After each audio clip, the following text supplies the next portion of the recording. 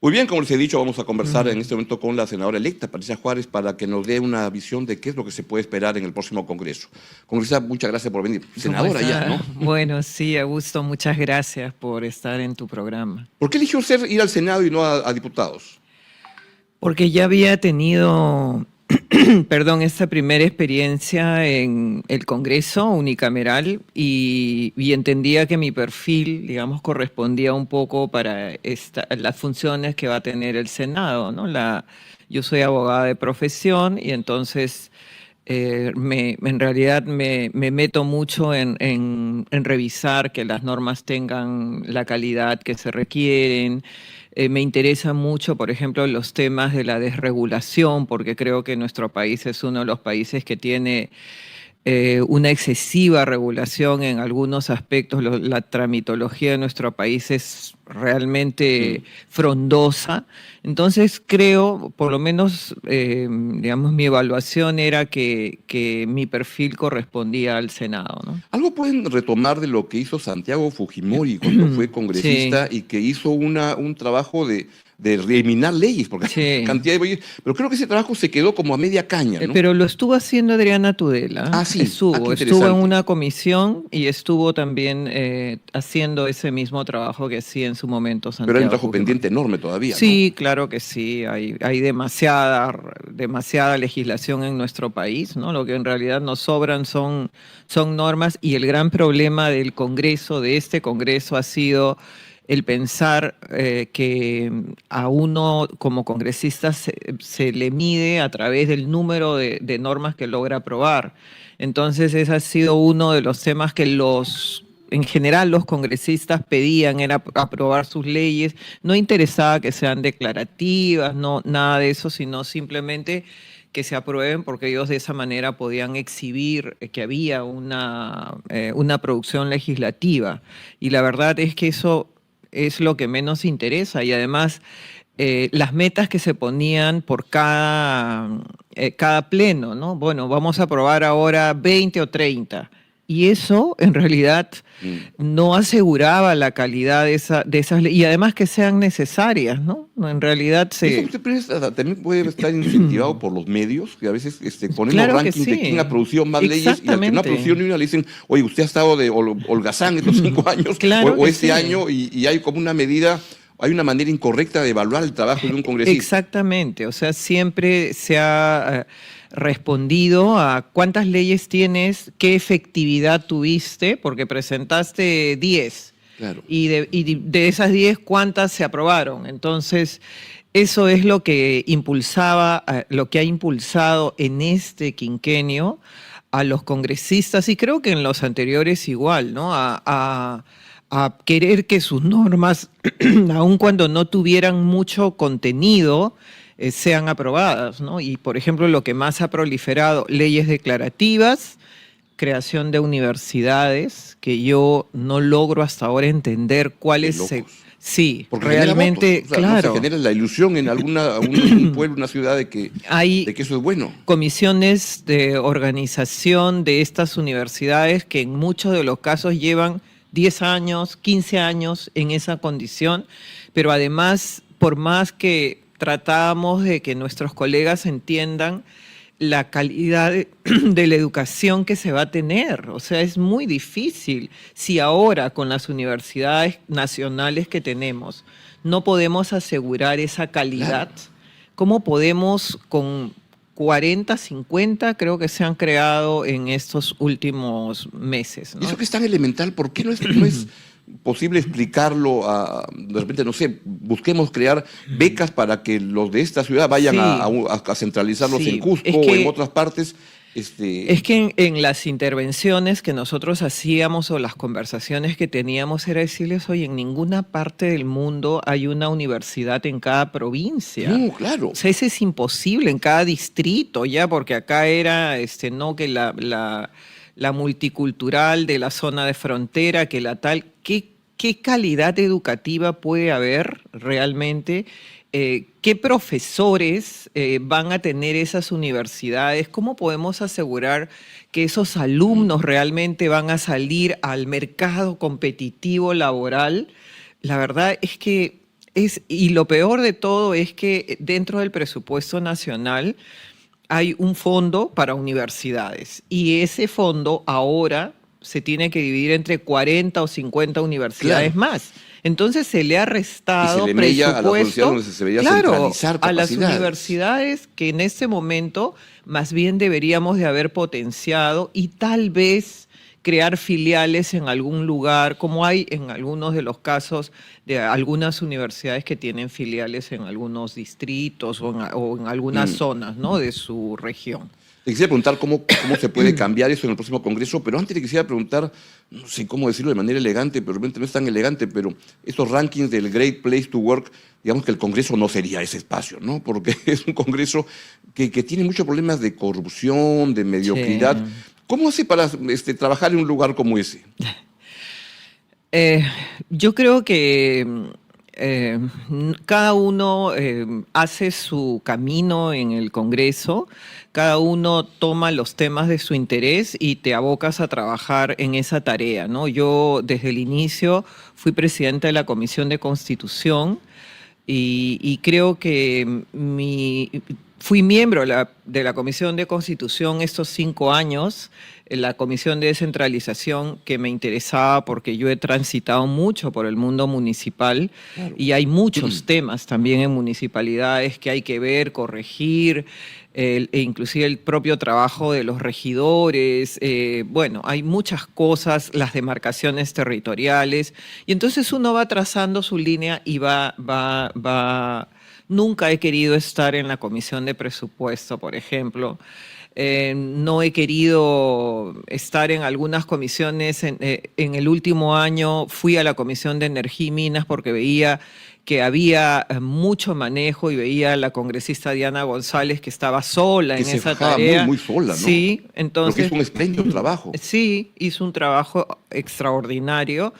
Y bueno, participé ese último año en la comisión y ahí era donde pedía Roberto Sánchez, 5 años de ampliación del Reinfo, donde pedían una serie de normas para despenalizar los delitos en la actividad minera. Y ahí fue donde, digamos, logramos participar un poco. Entonces uno va escogiendo un poco los temas de su interés y es cierto que hay algunas veces cuando uno piensa que ya no puede haber otra cosa más, algún delito más que se pueda cometer o alguna inconducta, ahí aparece. O sea, la verdad es que hemos pasado de mochasueldos, hemos pasado a personas que utilizan a los trabajadores para hacer campaña, la verdad es que es inimaginable las posibilidades que hay de sacarle la vuelta a la ley en el caso de los congresistas, ¿no? Yo, la verdad, tengo optimismo ahora que las cosas pudieran ¿Por qué? cambiar. He visto, Hay mejores congresistas, he personas visto, por lo elegidas. menos en el Senado, he visto el perfil de muchas de las personas que senadores ya en este momento proclamados como tal. Me parece que tienen un perfil en muchos de los casos académico, los que vienen de buen gobierno, inclusive los de Juntos por el Perú, algunos ya tienen experiencia, como por ejemplo Silvana Robles, que ha tenido un trabajo interesante en la zona central. Ella es de la zona del Brain y que viene con 180.000 votos. Entonces, yo creo que Sí. sí, puede haber realmente algún consenso interesante. Ha habido un trabajo, por ejemplo, el congresista Quito. Podemos respetar lo que él piensa, pero no hemos visto, por ejemplo, escándalos en su actuar como congresista, nada de eso, ¿no? Entonces, bueno, yo tengo fe que las cosas mejoren y que haya en este momento una decisiones de parte de las bancadas, como las que tomamos nosotros, por ejemplo, en el caso de la congresista Cordero Jontay, ¿no? Que fue la única que se desaforó por los temas de mochasueldos, de esos casos. Entonces, yo creo que hay un grupo de personas que han transitado por diversos sectores que creo yo que pueden dar un color diferente al Congreso. Y por casa, porque la bancada de Fuerza Popular tampoco es que estaba, también hubo votos que votaron a favor del reinfo y todo eso. Sí. ¿Cómo van a hacer para ordenar ahora? Yo le preguntaba a alguien de Fuerza Popular y me decía, es que una cosa es ser oposición, fue el gobierno, y otra cosa es estar en el gobierno. Y Sí. creen que ahora va a haber un ministro de Economía, etcétera, que va a poner más disciplina. ¿Qué ha pasado también en esa bancada para no cometer esos errores? Porque han votado de manera también muy racional Sí. en, no sé, votos para expandir el gasto público de manera absurda Sí. y reinfos y eso. Sí, en realidad, en el caso, por ejemplo, de la ampliación del reinfo, nosotros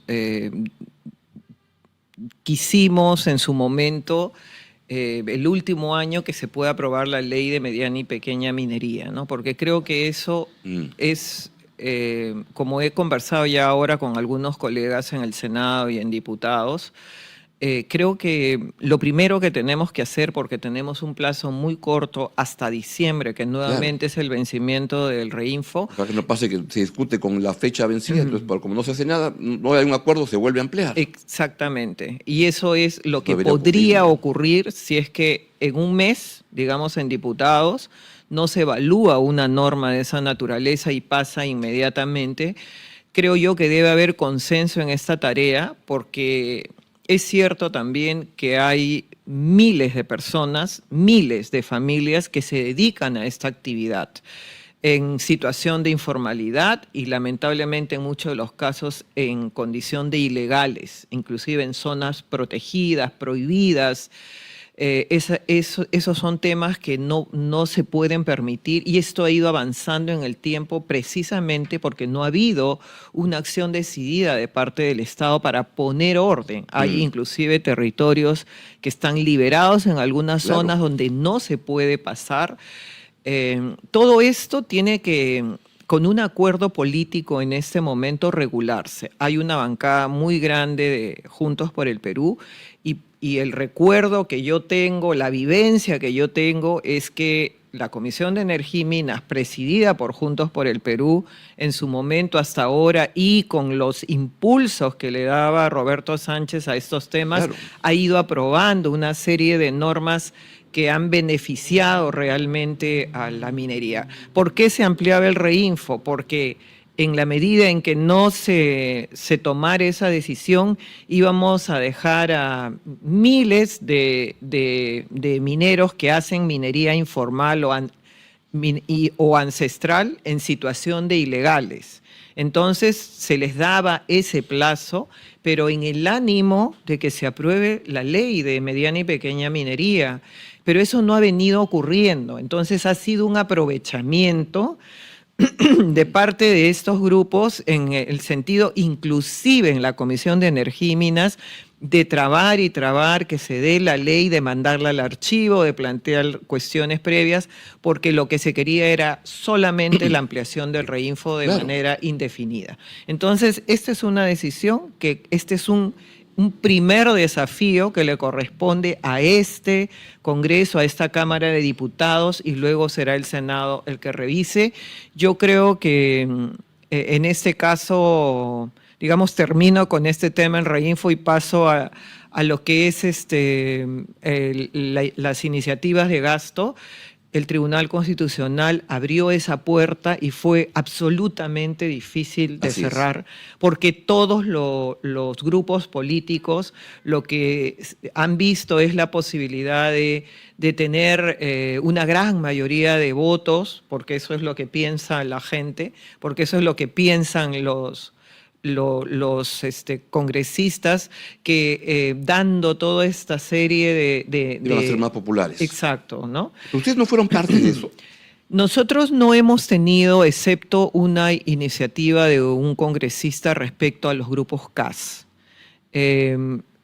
Cuando yo conversé este tema con un miembro del Tribunal Constitucional, del por qué habían dado esta disposición, porque en realidad, desde mi punto de vista, el criterio, el argumento que ellos han tenido para dar iniciativa de gasto cuando la Constitución es tan clara y señala de manera expresa y tajante que el Congreso no tiene iniciativa de gasto.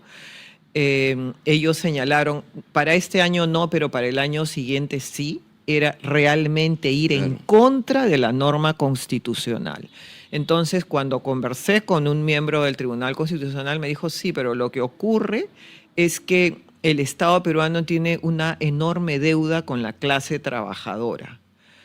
Sí, pero eso lo tiene que resolver el Ejecutivo. Entonces, lo mismo ha ocurrido con los profesores, con el famoso bloque magisterial. Y Fuerza Armada, y policial. Claro, y que pedía y pedía y pedía cosas. Y maestros. Los maestros, y en el caso de los maestros era porque los maestros tenían también el Estado tenía una gran deuda con ellos y seguían pidiendo y lamentablemente ese tipo de normas se pueden aprobar cuando no hay, no hay un quórum adecuado en el Congreso. Algunas se han aprobado con 45 votos y obviamente son los votos de la izquierda que son los que tomaban necesariamente esa bandera como suya. Hasta el último día, el último pleno, han estado luchando por cada uno de cuando antes, por ejemplo, se han visto homologaciones, cuando se ha visto nombramientos. Entonces, cuando se les decía a los maestros, pero esto lo tiene que hacer el Ministerio de Educación. No, el Ministerio de Educación dice que no, que ellos no lo van a hacer, que lo haga el Congreso. Y entonces se generó una práctica estos últimos años que realmente ha sido nefasta. Yo creo que esto tiene que terminar y por eso es que cuando presentamos los proyectos de reglamentos, porque obviamente hablamos varias veces con Boluarte, hablamos con Gerí, para decirle presenten ustedes como Ejecutivo una acción de inconstitucionalidad, pero al menos como un saludo a la bandera. Por la debilidad que ellos tenían al no tener una bancada en el Congreso que los respalde, perdón, no querían ellos enfrentarse al Congreso. Entonces, hemos tenido ese problema de seguir con estas normas hasta el final. Nosotros lo que hemos puesto en los reglamentos, en el reglamento de diputados, es que esperemos que no se cambie para salvaguardar esto, es que digamos, no se acepte ningún proyecto de ley que tenga iniciativa de gasto, que sea rechazado de plano, ¿no? Y en ese sentido, ¿va a haber un cambio o más? Muéstrame por favor un vaso de agua. No, acá tengo mi café. Perfecto. Porque no sé, preguntarle si ahora van a ser una bancada oficialista con respecto al gobierno. ¿Ya no lo han sido con respecto a Dina Boluarte, de alguna manera? Y que va a ser casi lo mismo, solamente que ha cambiado de señora en Palacio. No, por favor, no. Nosotros hemos sido muy críticos con el gobierno de la señora Boluarte y lo importante es señalar que nosotros no votamos ni pusimos a Dina Boluarte. Eso es cierto. Dina Boluarte vino con Pedro Castillo en la plancha de Pedro Castillo.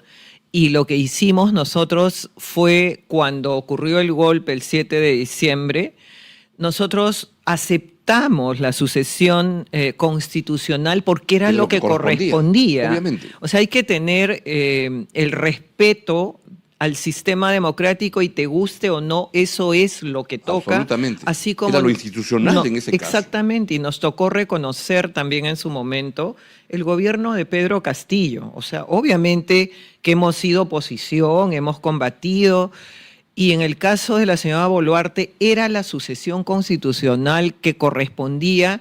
Y nosotros entendíamos que el Perú no podía estar en esas situaciones de incertidumbre, siendo la vergüenza realmente de otros países cuando uno viaja afuera y te dicen, oye, pero ¿ya cuántos presidentes han tenido ustedes? ¿Y cómo hacen? ¿Y cómo la economía va? Y la verdad es que es vergonzoso, porque cuando a uno en algunos eventos parlamentarios o algo te dicen y se ríen realmente de la forma como el Perú ha llevado la política. Creo que ese tema nosotros, digamos, no hemos sostenido, como señalan a Dina Boluarte, sino hemos respetado la sucesión constitucional y era lo que tocaba. Esa señora estaba en la fórmula y era lo que tocaba hacer, ¿no? Y eso fue incluso lo que, no sé, de igual manera a ustedes parlamentarios, a mí como periodista a veces me entrevistan cuando hay cada cambio de presidente de radios chilenas, etcétera, Sí. y entonces es la misma pregunta, ¿y cómo hacen para vivir con cambio? Sí. Y es que la presidencia se volvió una cosa Una rifa. que no tenía trascendencia. Sí, la verdad es que sí, se ha perdido el sentido de la investidura presidencial, la majestad del cargo, ¿no? Ya creo que de verdad esto ha venido a menos, tiene que recuperarse. La verdad es que Gerí, ahora el señor Balcázar, ¿no? Tienen, la verdad, pero es la sucesión también que corresponde. Eso Entonces, va a cambiar, evidentemente es otra, ¿no? Y sí, lo más probable es que Keiko ahora, Fujimori tenga claro. una presidencia de 5 años. ¿Y cómo van a formar alianzas en el Congreso? ¿Qué? No sé si es alianzas o pactos, y creo que había que revalorar la palabra pacto, que a veces se usa para pacto mafioso, y son Sí. etiquetas que se ponen, porque hay que hacer acuerdos en el Congreso. ¿Cómo percibe que pueden ocurrir estos acuerdos? ¿Con quiénes? Ustedes están como por la derecha con Renovación y por la izquierda, que está el centro de Buen Gobierno, sería lo natural, ¿no? Sí, en realidad nosotros no hemos tenido una bancada de inicio de 24 y terminamos en 19, con 19 o 20, no podíamos hacer absolutamente nada solos. Ahora es exactamente lo mismo, si bien es cierto. Porque me sorprendía mucho que en los debates en la campaña, cuando Sánchez le decía a Keiko Fujimori, ustedes han cogobernado, y no le decían, ¿y tú dónde estuviste? ¿Dónde estuvo tu bancada? ¿Dónde votaste? ¿Dónde estabas tú también? Sí, en ¿O realidad. es que no querían reconocer ustedes que también eran parte de ese no sé, No, esta cosa que dice para llevar la fiesta en paz y que no haya más lo que turbulencia? pasa es que mucha gente, hasta hace poco, inclusive yo veía unos videos de la zona del sur, que la gente decía, yo no sabía que Roberto Sánchez era congresista, no sabía que Roberto Sánchez había sido ministro, porque en realidad él era una persona, digamos, desconocida a nivel nacional en el ambiente político, ¿no? Él surgió con esa habilidad que tuvo de utilizar, digamos, los recursos de Pedro Castillo, de ponerse un sombrero, de salir a gritar contra el sistema del cual él había formado parte, ¿no? Entonces, sí es cierto que digamos, la campaña de él fue centrada en esos temas de ir en contra del sistema, habiendo sido él parte del Congreso de la República, ¿no? Así que bueno, ahora nos toca no hacer pactos como se nos ha enrostrado mucho. Es lo que hay que hacer. Claro, nos toca, no tenemos mayoría y ningún partido lo tiene, entonces lo que hay que hacer es conversar.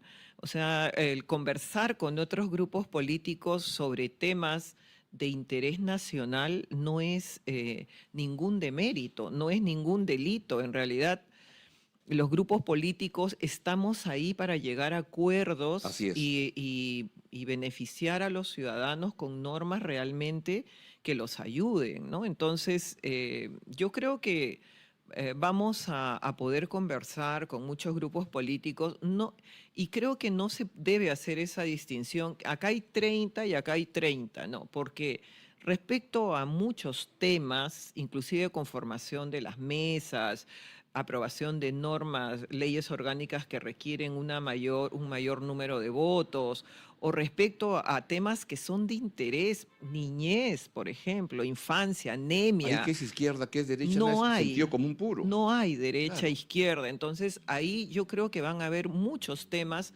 que nos van a unir sin hacer esa división drástica que se hace ahora, 30 para acá y 30 para... Yo la verdad es que por la experiencia que hemos tenido y ver cómo nos podemos acercar derechas, izquierdas, centros, uniéndonos por temas que son de interés, creo que no tengo, digamos, temor a los números, ¿no?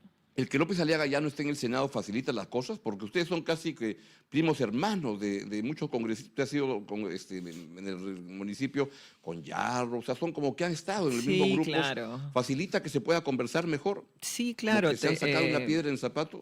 No, no, para nada. Tenemos amistad, inclusive una larga amistad con Norma Yarro, con Rafael de Varios, muchos ¿no? años, ¿no? Galarreta, o sea, son como Sí, muy sí, sí, cercanos, ¿no? sí, somos muy cercanos porque hemos estado en la Municipalidad de Lima. En realidad sí, es más fácil poder conversar. Hay otros senadores, entiendo, Renovación, que recién, digamos, se incorpora. Está Lourdes Alcorta, que Por también ejemplo, es una claro. persona con la cual se puede perfectamente conversar. Y yo, la verdad es que creo que Rafael, es mi opinión personal y como amiga lo he mencionado varias veces, creo que él sí debió ir y juramentar como, Era lo como responsable, ¿no? Si uno senador. pide un voto y te lo dan, no puede luego Exactamente, decir ahora ya no quiero. Y se los exactamente. paso a otro por el cual tú no votaste. Sí, yo la verdad es que creo que ahí hay no, no solamente estamos hablando de un cálculo político, sino de un respeto a los ciudadanos que votaron por uno, ¿no? Y que más bien uno debe valorar enormemente Recibir un esa voto es todo, confianza, claro. ¿no? Que la ciudadanía pone en ti. O sea, ese es realmente un Ese es un pacto. compromiso que uno debe Uno confía en valorar. alguien y dice, a ver, quiero ver cómo lo vas a hacer. Claro, Entre 10.000 efectivamente. candidatos uno dice, elijo este debería responder con eso, ¿no? Sí, y yo creo que mucha gente, son más de, creo que 200.000 votos, no sé cuántos ha tenido De los más Rafael. votados, claro. Sí, ¿Cómo percibe que va a ser el gobierno? Se ha hablado de que va a ser plural, escuchaba las cosas que se decían sí. y a veces a mí me suena bonito plural, pero yo no sé, preferiría que sea un gabinete consistente, porque esos gabinetes que adentro se trompean y esas vainas, como un país que requiere decisiones rápidas, ¿cómo percibe que debería ser el gabinete o qué es lo que están hablando en Fuerza Popular de eso? Mira, yo creo que lo que ha ocurrido en estos últimos tiempos es que ha habido una clara ausencia de liderazgo, ¿no? Totalmente. Los presidentes, la verdad es que no, Pedro Castillo, el propio Vizcarra, o sea, gente que ha ocupado digamos, la presidencia de la República, que ha hecho, que ha ejercido como tal, pero que no ha tenido un liderazgo propio, ¿no? Yo Mm. creo que en principio tiene que ser un gabinete efectivamente, no exclusivamente de Fuerza Popular, porque si bien es cierto, en Fuerza Popular hay cuadros, pero no lo suficientes. Claro. Nosotros, Fuerza Popular, Keiko Fujimori, no puede gobernar Y sola. con una votación tan apretadita, Claro, es de un mensaje que ninguna le da el manera. O país a los sea, que van a gobernar, esta ¿no? es y ella tiene una vocación de apertura, de incluir personas.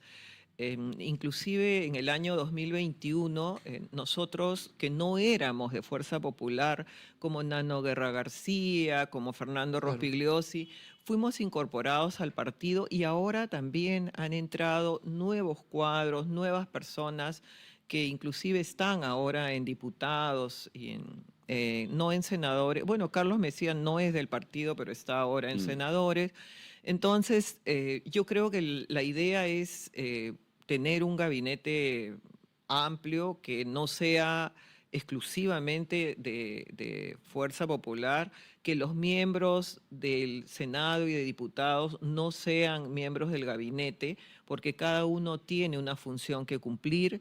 Creemos que se pueden llamar a los mejores, que en el Perú hay profesionales técnicos que han tenido la experiencia, no que vienen a aprender, sino que Mm. tienen la experiencia y vienen a volcar su experiencia a una cartera. Nosotros no tenemos ningún reparo, a no ser que sea pues alguien que ideológicamente no está en contra, por ejemplo, no está a favor, digamos, del capítulo económico de la Claro. Constitución, ya eso sería antinatural, ¿no?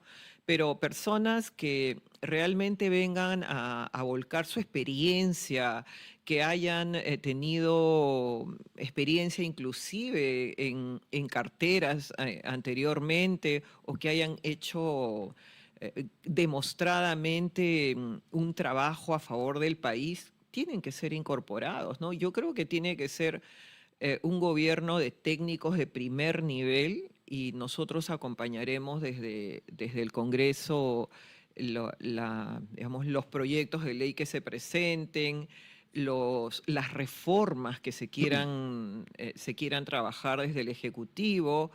Creo que somos la mayoría de los 20 más o menos hemos sido reelectos en Fuerza Popular y creo que tenemos la experiencia como para acompañar y sacar adelante, digamos, los proyectos que el Ejecutivo presente.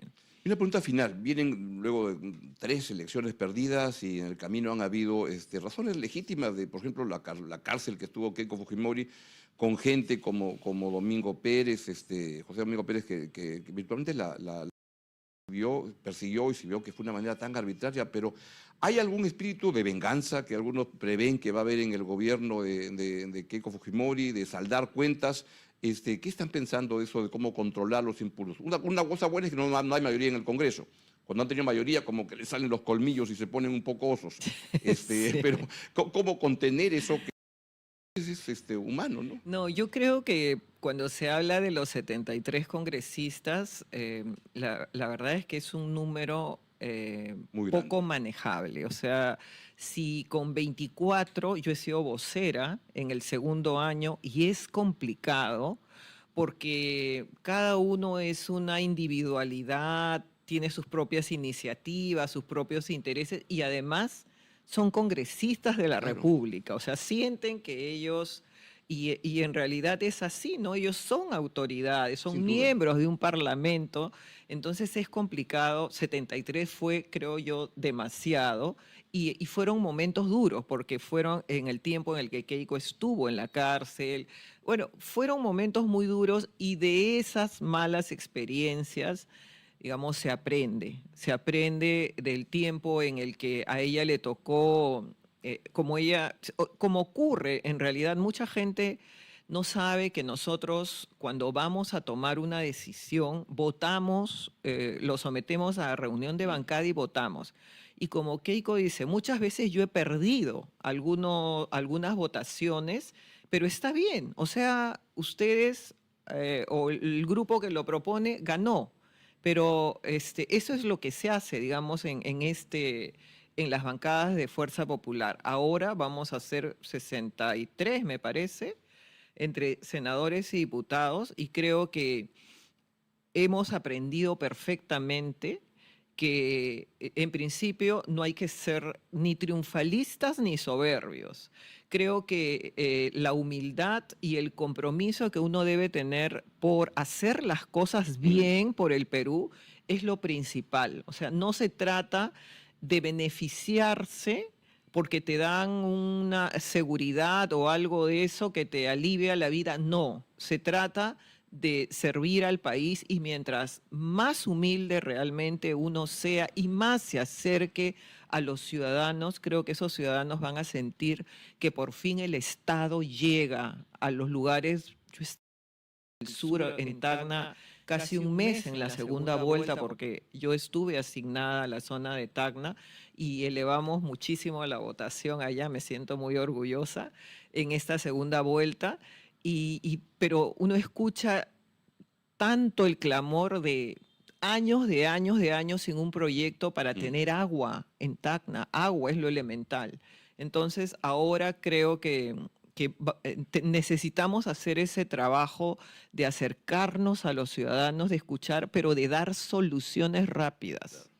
En todo caso, no sé si la venganza no es un buen sentimiento, pero Ah, quizás no. la mejor manera, recordar que ya han ganado con las rejustitas, ¿sabes? Sí. Como se perdió la otra vez, han ganado, pero Sí. con poquísimos votos. Y de Sí, repente la mejor además, venganza, si corresponde, es... claro, cuando mucho se dice, pero el 50%, no, es que tampoco es que Fuerza Popular gobernaría para un 50%, No, se pues, tiene que no gobernar ganan para el la 100%, mitad, para los que votaron por uno, para ganan para todos. todos. Y la verdad es que hay mucha gente que espero que a medida que pase el tiempo y vean el trabajo que se va a hacer desde el Ejecutivo y la seriedad con la que se va a emprender el trabajo en el Legislativo, espero que cambien, vayan cambiando poco a poco de opinión. Ojalá que sea ¿no? así. Y si es que la venganza es algo, no sé, la mejor venganza es hacer un buen gobierno.